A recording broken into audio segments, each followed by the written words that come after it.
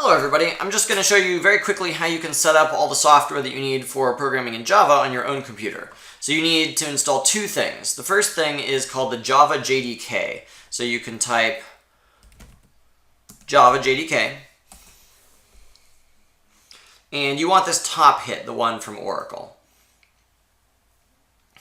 Okay, so there's a lot of options. You should accept the license agreement here, and then you have to select the file here that corresponds to whatever operating system you're using. So if you're using Mac OS X, it'll be this one. If you are using Windows 64, it will be this one.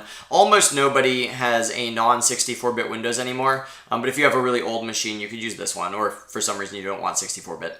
So select one of those two, and you'll download it and just run it, and it'll take you through the installation. If you're not sure if you need to do this, here's an easy way to check. If you type terminal or command prompt, on Macs you can open the quick launcher and type the word terminal, and it will open a terminal like this. And then type Java space -version. And it'll tell you, if you have Java, what version you have. So here I have version 1.8, release 141. Okay, you can type exit to exit. Great, so if you've done that, now you have Java. But you still need to download the software that you will use to type in Java programs. It's sort of like the editor for typing Java. We're going to be using one called Eclipse, so go ahead and search for Eclipse.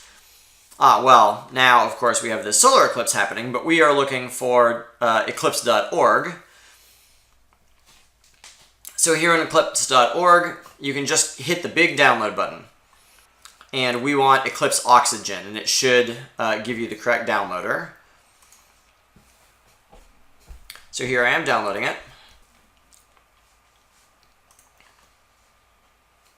And when you run it, it might ask you, are you sure you want to run this? Yes, I'm sure. And then the Eclipse installer gives you lots of different options. We want the top one, Eclipse IDE for Java developers. IDE stands for Integrated Development Environment.